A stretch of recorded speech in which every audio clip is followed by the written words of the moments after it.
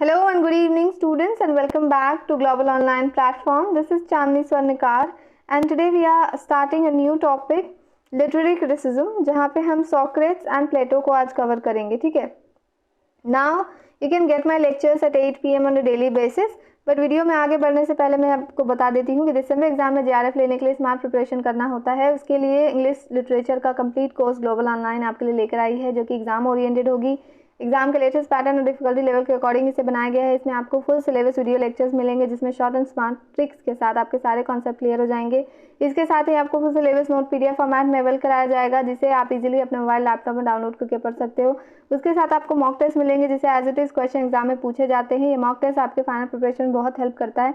तो given contact number पे contact करके आप इसे ज्वाइन कर सकते हो. You can get now. सबसे अच्छी बात ये है इस कोर्स की that you are going to get paper 1 complete course for free. So you are saving 3600 rupees. Okay now हमारे मेन टॉपिक पे पढ़ते हैं. सारी चीज़ें डिटेल में हम समझेंगे.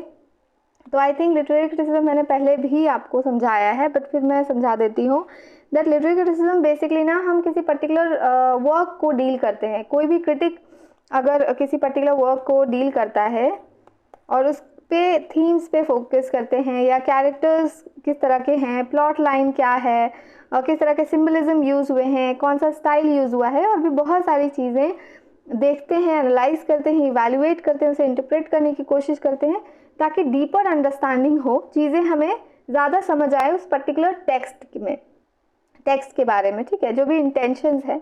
तो बेसिकली ये होती है कि हम एक पर्टिकुलर टेक्स्ट को डील कर रहे होते हैं उनके अंदर के कंटेक्स्ट से. ठीक है, अंदर के कंटेक्स्ट को पढ़ के सारी चीज़ें हम style, plot, symbolism, characters, themes को डील कर रहे होते हैं. बट अगर हम लिटरेरी थ्योरी की बात करें तो लिटरेरी थ्योरी होता क्या है. देखिए, फर्स्ट तो मैं बता देती हूँ दैट ये एक प्रैक्टिकल फिनोमेना है जहाँ पे हम प्रैक्टिकली थ्योरम्स जैसे हम यूज़ करते हैं ना मैथ्स में, उसी तरह से प्रैक्टिकल एप्लीकेशन होता है लिटरेरी क्रिटिसिज्म में. लिटरेरी थ्योरी आप समझ सकते हो जैसे कि थ्योरीज बन रही हैं, प्रिंसिपल्स बना रहे हैं. तो एक बेसिकली एब्स्ट्रैक्ट है, ज़्यादा एब्स्ट्रैक्ट है ये जो थ्योरीज हैं. और उसमें बहुत ज़्यादा जो राइटर ना जो थ्योरिस्ट है वो कोशिश करता है कि कैसे हम लिटरेचर को समझ सकते हैं और उसका क्या रोल है सोसाइटी में ये बताया जाए. ये चीज़ें एक नज़रिया देना होता है ना. कह जैसे हम साइको एनालिटिक क्रिटिसिज्म बोलें या फेमिनिज्म बोलें या फिर बहुत सारे, तो एक तरह का नज़रिया आपको दे रहा है, a perception, a way of see things. तो वो आपको दिया जाता है लिटरेरी थ्योरी में. ठीक है, ताकि आप समझ सको लिटरेचर को और उसके रोल सोसाइटी में क्या है उसका. ठीक है, ये बेसिक डिफरेंस हुआ ना. सॉक्रेट के बारे में बात करते हैं. तो सॉक्रेट के बारे में सबसे पहली जो बेसिक आइडिया आप समझिए दैट ये क्लासिकल ग्रीक फिलोसोफर हैं और इनके बाद जो है ना सारी चीज़ें शुरू हुई हैं. ठीक है, बट इन्होंने कभी अपना वर्क खुद से नहीं लिखा, उनके डिसिपल्स ने लिखे हैं, प्लेटो ने लिखे हैं. ठीक है, तो ये फाउंडर माने जाते हैं वेस्टर्न फिलॉसफी के. जैसे हम रशा थ्योरी पढ़ते हैं ना तो कहा जाता है कि इंडियन फिलॉसफी जो वहाँ से शुरू होती है. तो वेस्टर्न फिलॉसफी की बात करें तो हम जो है सॉक्रेट को फाउंडर समझते हैं. ओके नाउ इन्होंने कभी खुद से वर्क नहीं लिखा, जैसे मैंने बोला प्लेटो ने लिखा है. नाउ इनको ना एक मेथड है जो यूज़ करते हैं जो हमें जानना ज़रूरी है. लेकिन इससे पहले मैं आपको बता देती हूँ, इन्हें अक्यूज़ किया गया था इस बात के लिए. उन लोगों का कहना था कि ये यूथ को ना बर्बाद कर रहे हैं, उनके आइडियाज़ से, उनके आइडियोलॉजी से जो है यूथ को होता ना मिसलीड करने की कोशिश कर रहे हैं. तो उन्हें करप्ट करके, मतलब उन्हें एक्यूज़ करके जो है उन्हें एक तरह का ड्रिंक पिलाया जाता है, हेमलॉक, ये याद रखिए. उन्हें पिलाया जाता है और उनकी जो मौत हो जाती है. बेसिकली ट्रायल्स होते हैं इन 399 BCE में, तो उनकी जो लाइफ है ख़त्म हो जाती है. ओके, तो ये बेसिक जो है आपको ध्यान में रखना है. और जितने भी टीचिंग्स उन्होंने दी है, आप प्लेटो उनके स्टूडेंट थे, उनके राइटिंग्स में देख सकते हो. उन्होंने ही कुछ थ्योरीज बताए हैं तो वो भी आप देख सकते हो. इनका सबसे फेमस जो लाइन था ना वो ये था, the unexamined life is not worth living. The unexamined life is not worth living. But इससे भी ज़्यादा इंटरेस्टिंग बात है जैसे सोक्रेटिक मेथड. ठीक है, तो सोक्रेटिक मेथड क्या है? जब आप इंक्वायरी करते हो लेकिन ये नहीं बताते कि आई एम वेरी स्मार्ट और मैं जानता हूँ, बट आप सामने वाले से क्वेश्चन पूछ रहे हो, क्वेश्चन पे क्वेश्चन पूछते रहे वो, और पता चल जाता था कि अच्छा इस बंदे को उतना नहीं आता, तो वो हमेशा कोशिश करते थे कि क्वेश्चन पूछ के ही सामने वाले को गलत साबित कर दिया जाए, ठीक है, वो खुद ही साबित हो जाता। तो ये चीज़ की वजह से ना सॉक्रेट को बहुत लोग पसंद भी नहीं करते थे। देखिए, Socrates is known for his dialectical method of inquiry, often called the Socratic method. He engaged in a question and answer style of conversation, stimulate critical thinking and explore contradictions in his interlocutors' beliefs. ठीक है, बहुत ज़्यादा question पूछते थे और इससे ना बहुत ज़्यादा हेल्प होती थी डीपर एक्सप्लोरेशन ऑफ आइडियाज़, मतलब बहुत ज़्यादा जो है आइडियाज़ इनकलकेट करने में हेल्प होती थी। लेकिन लोगों को वो चीज़ पसंद नहीं थी, तो ये जो आइडिया है बहुत लोग यूज़ करते हैं। जितने भी मुझे लगता है समझदार लोग हैं वो क्वेश्चन पूछ के आपको वो नहीं बताएंगे कि आप गलत सोच रहे हो, बट आपसे वो इतना क्वेश्चन करेंगे ना कि आप खुद पे क्वेश्चन करने लगो कि अच्छा सही में मैं जो कह रहा हूँ वो सही है ये। तो वो ये टेक्निक यूज़ करते थे, उसी को सोक्रेटिक मेथड कहते हैं, ठीक है। अब प्लेटो के बारे में बात कर लेते हैं। प्लेटो भी एक ग्रीक फिलोसोफर हैं, ये बात ध्यान में रखना है। उनके कुछ वर्क्स हैं जो हमें करने हैं बहुत अच्छे से, बस बेसिक आइडिया आप समझिए कि इनका जो बेसिक आइडिया था वो ही believe that the physical world is a mayor reflection. जो भी फिजिकली आप टच कर रहे हो ना वो एक रिफ्लेक्शन है इनके हिसाब से, of a higher reality of unchanging and perfect forms. एक अनचेंजिंग जो चेंज नहीं होता है और एक परफेक्ट फॉर्म ऑलरेडी एग्जिस्ट करता है, बट जो भी आप टच कर रहे हो ना वो बेसिकली एक रिफ्लेक्शन है, बस तुच्छ सा रिफ्लेक्शन है जो भी रियलिटी है। पूरी जो फिलॉसफी है इनकी, जितने भी वर्क्स आप देखोगे सारे वर्क्स में इन्होंने इस तरह की आइडियोलॉजी दी है, फिलॉसफी दी है। तो वर्क्स आपको कौन कौन से करने हैं मैं आपको बता देती हूँ। एपोलॉजी एक वर्क है, इसमें बेसिकली सॉक्रेट पे जो भी ट्रायल लगे थे ना, एक्यूजेशन लगे थे, उनको सॉक्रेट जो है एड्रेस करते हैं, पूरी डायलॉग फॉर्म में है ये, और जो भी उनकी फिलॉसफी है उन सारी चीज़ों के बारे में बात करते हैं। तो एपोलॉजी जो है ये याद रखना है, और आपको ये याद रखना है कि इसमें बेसिकली क्या था। दूसरा है सिंपोजियम। सिंपोजियम में लव के बारे में डिस्कशन है, कॉन्वर्सेशन है, एक तरह का बैंक्वेट है, ठीक है। वहाँ पे सॉक्रेट भी हैं और भी बहुत सारे कैरेक्टर्स हैं। वहाँ पे जो है लव एंड डिज़ायर के बारे में कॉन्वर्सेशन हो रही है कि क्या होता है लव, क्या होता है डिज़ायर, ये सारे अपने अपने जो है व्यूज़ या परसेप्शंस या राय फिलॉसफी दे रहे होते हैं।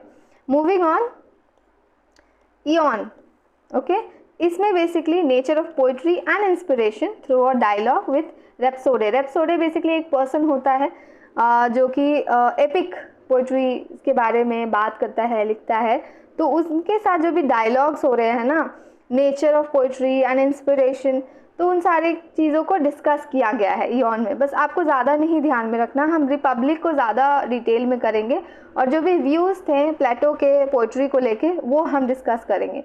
उसके बाद जब हम एरिस्टोटल करेंगे ना, तब हम देखेंगे कि प्लेटो के बहुत सारे व्यूज़ के अगेंस्ट उन्होंने कुछ कहा है। It was not personal attacks, but उनका राय प्लेटो से थोड़ा अलग था, ठीक है ना।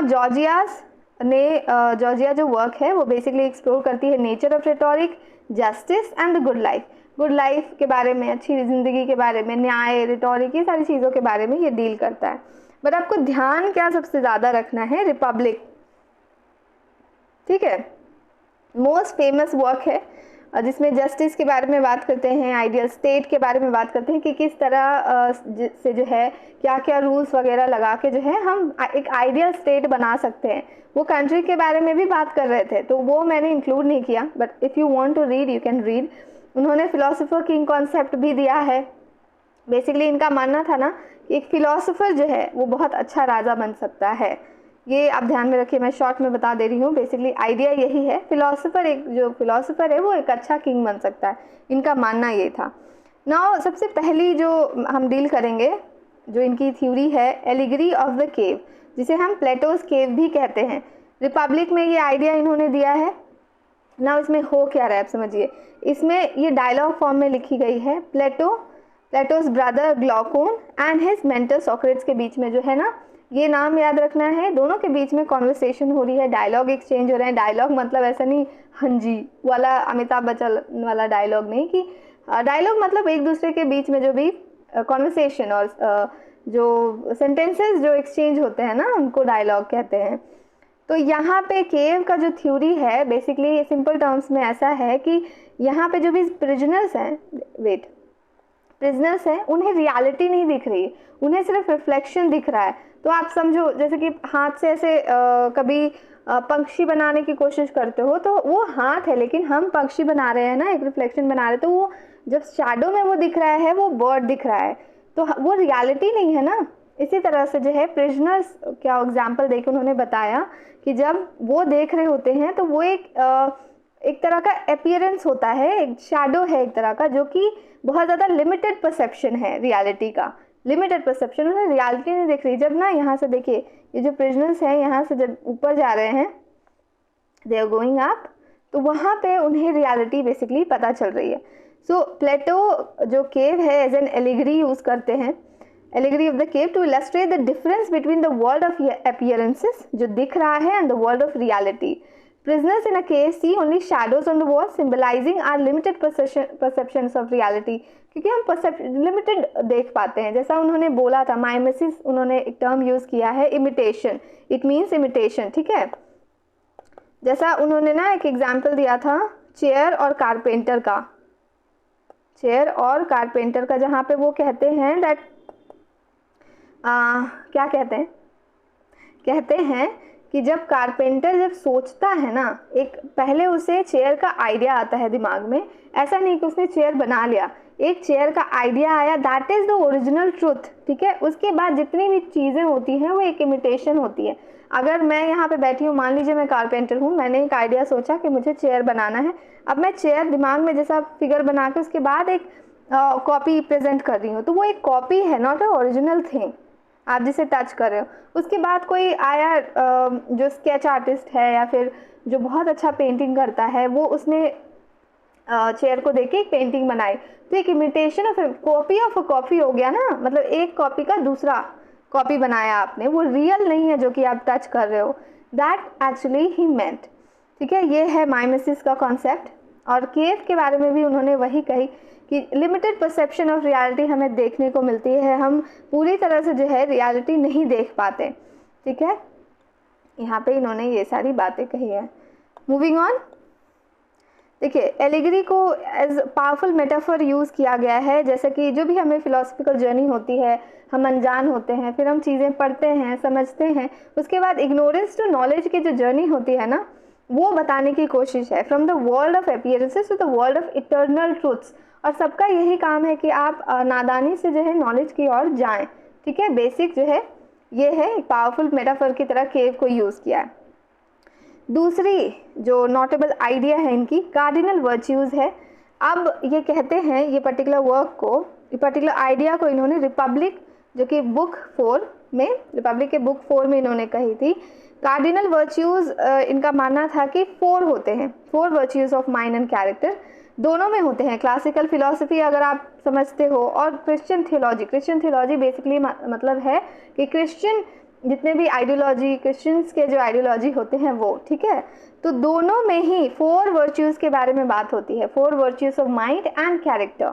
कौन कौन से होते हैं? पहला होता है प्रूडेंस, ठीक है, जस्टिस, फोर्टिट्यूड एंड टेम्परेंस, ठीक है। नाउ प्रूडेंस आप समझिए, बेसिकली ये विजडम को शो करता है, रिप्रेजेंट करता है, क्या करता है, विजडम को रिप्रेजेंट करता है, और कहता है कि हमारी जो एबिलिटी होती है ना सही डिसीजन लेने की, that actually shows prudence. Prudence stands for our ability to make good decisions, ठीक है। जस्टिस ऑफ कोर्स आपको समझ में आ गया होगा, is the virtue of fairness and equality, है ना, वर्च्यू होती है। फोर्टिट्यूड क्या है? करेज। करेज बेसिकली क्या, कि हमारे पास स्ट्रेंथ हो, हम जितने भी लाइफ के चैलेंजेस आए, डिफ़िकल्टीज आए, उनको फेस करने के लिए हमारे पास जो है पावर हो, स्ट्रेंथ हो, that stands for fortitude. Temperance क्या है? टेम्परेंस बेसिकली सेल्फ कंट्रोल है। बहुत सारी चीज़ों से आप भटकोगे तो वो स्टैंड करता है कि आप कितना अपने आप को वश में रखते हो, कंट्रोल में रखते हो, सेल्फ कंट्रोल में रखते हो, ओके।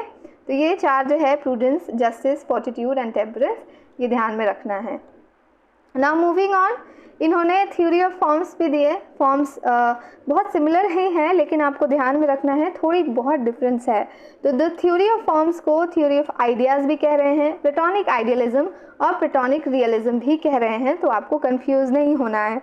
अब इन्होंने बताया कि Plato distinguishes between the world of sense perception and the world of intellect. इन्होंने दोनों में फ़र्क बताया कि जो फिजिकल वर्ल्ड होती है ना और द रियल फॉर्म्स, दोनों में क्या डिफरेंस होता है। देखिए, फिजिकल वर्ल्ड किसको कह रहे हैं, जो भी हम परसीव करते हैं, जो हम समझ रहे होते हैं, और world of intellect the real forms. Now the former is subject to change and decay while the latter is eternal and unchanging. जो फिजिकल वर्ल्ड होती है वो हमेशा चेंज होती है, ठीक है, हमेशा वो चेंज होती रहती है, वो उसका नाश हो सकता है। जैसे गीता में बोलते नहीं, आपकी जो बॉडी है वो मरती है, ख़त्म की जा सकती है, बट आत्मा नहीं ख़त्म की जा सकती। तो while the latter is eternal and unchanging, realm of form जो होता है उसे कभी भी जो है हम चेंज नहीं कर सकते, वो इटर्नल होती है, हमेशा के लिए होती है, ये इन्होंने कहा, ठीक है। तो ये याद रखना है, एक physical world and realm of forms. Now theory of soul, ये भी जो आइडिया है उन्होंने रिपब्लिक में डिस्कस किया है। अब क्या कहा है मैं बता देती हूँ। इन्होंने the soul is compose of 3 distinct elements. उन्होंने कहा कि जो सोल होती है वो 3 डिस्टिंक्ट एलिमेंट में होती है, 3 तरह से होते हैं। पहला क्या है, रीजन, जिसमें जिसे लोगोस कहते हैं, स्पिरिट, थाइमोस एंड एपिटाइट, एपिथाइमिया, ठीक है, एपिथाइमिया, थाइमोस एंड लोगोस। अब देखिए क्या है, जैसे रीज़न जो होता है, it is a rational and intellectual part of the soul, है ना, आत्मा की जो है, मुझे लग रहा है कि मैं कोई सत्संग में बैठी हूँ और ये बता रही हूँ, लेकिन है ऐसी, मैं क्या कर सकती हूँ। Okay, rational and intellectual part of the soul, ठीक है, जो कि हमें ना ट्रुथ, ज्ञान की तरफ ले जाती है, हमें नॉलेज की तरफ ले जाती है, हमें अंडरस्टैंडिंग की तरफ ले जाती है। That is logos, that stands for logos. Now spirit क्या है, विच इज़ थाइमोस, जो कि रिप्रेजेंट करती है हमारे इमोशंस को, करेज को and the desire for recognition and honour. आपको चाहिए ना, आप अब अगर अच्छा काम कर रहे हो तो आपको चाहिए ना कोई बोले that okay Swati you are doing really good, है ना, आप बहुत अच्छा काम कर रहे हो। तो यही एक जो स्पिरिट है वो है थाइमोस, ठीक है। एपिटाइट क्या है, एपिटाइट, एपिथाइमिया भी बेसिकली बहुत ज़्यादा पॉपुलर है, वर्ड नहीं पता होगा बट जनरली वी डू। देखिए, बेसिक जो डिज़ायर्स होते हैं, जैसे कि फूड की, ड्रिंक की, फिजिकल प्लेजर की होती है ना, तो उसको रिप्रेजेंट करता है, ठीक है, ये आप समझ गए ना। अब आपको लास्ट में समझना है कि क्या व्यूज़ थे इनके पोइट्री को लेके। देखिए, इनका कहना था कि पोइट्री जो है दो, मतलब जैसे मैंने बोला कि एक मैंने चेयर का उन्होंने एक जैसे एग्जांपल दिया, तो मैं मान लीजिए कारपेंटर हूँ, मेरे दिमाग में एक इमेज आई चेयर की, फिर मैंने इमेज चेयर बनाया, फिर एक ड्राइंग करने वाला इंसान जो है पेंटर, वो उसे पेंट कर रहा है, तो ट्वाइस रिमूव फ्रॉम रियलिटी, मतलब दो बार जो है, 2 गुना रियलिटी से दूर होती है, वो कॉपीड होती है। तो it makes man believe in the imperfection, जो इम्परफेक्ट चीज़ होती है ना, उस पर इंसान को बिलीव करने के लिए मजबूर करता है, इसलिए पोइट्री उनको सही नहीं लगती। तो पहला रीज़न ये था। दूसरा है, poetry contains profound truth but poetry in the test of reason, ठीक है। अब पोइट्री जो है रीज़न के टर्म में फेल हो जाती है, मतलब उसमें कोई लॉजिक नहीं है, it can not take the place of philosophy and it can not make better citizen. आपको वो कोई अच्छा इंसान नहीं बना सकता, ये इनका कहना है। बट और भी आपको व्यूज़ मिलेंगे जहाँ पे पोइट्रीज़ के फेवर में बहुत ज़्यादा बोली जाती है। तो इनका मानना था कि ये बेसिकली प्रोफाउंड ट्रूथ कंटेन करती है बट रीज़न नहीं होता, उसमें लॉजिक नहीं होता, इसको पढ़ के आप कोई बेटर सिटीजन नहीं बन सकते हो। तो ये, हाँ चलिए मैं आगे नहीं बढ़ूँगी। थर्ड है, poetry effects the emotions and not the reason. आपके इमोशंस को डील करता है। जब भी हम पढ़ते हैं तो हमें ऐसा लगता है कि हाँ वी कैन फील दिस, है ना, एंड इमोशंस आर टेम्पररी। और इमोशंस जो है, इनका मानना है कि इमोशंस जो है टेम्पररी होती है और आपको गाइड नहीं कर सकती, ठीक है। और जब भी आप पोइट्री जब पढ़ते हो तो आपके रीज़न को नहीं, ये इमोशन को अफेक्ट करती है, इसलिए भी इनके हिसाब से poetry is not that great. ना फोर्थ में जो इन्होंने कहा था non moral in character, morally correct भी नहीं है। इनका मानना है कि वर्च्यू और वाइस को एक साथ मतलब एक जैसा ही ट्रीट करती है, जो कि नहीं होना चाहिए, इनका मानना है। अगर मान लीजिए जैसा ये कह रहे हैं कि वर्च्यू एंड वाइस को एक जैसा अगर ट्रीट करोगे, अच्छे और बुरे को, तो प्रॉब्लम तो ऑफ कोर्स होगी। तो इन्होंने ये सारे जो है ना व्यूज़ दिए हैं पोइट्री को नापसंद करने के। बट आप आगे मैं जब करवाऊंगी तो आपको पता चलेगा कि अरिस्टोटल ने बहुत फेवर में भी कहा है और इनके सारे पॉइंट्स को इन्होंने काउंटर किया है। ठीक है, now we have completed today's lecture. I hope आपको बहुत अच्छा लगा हो, चीज़ें समझ आई हो, and thank you so much and all the very best.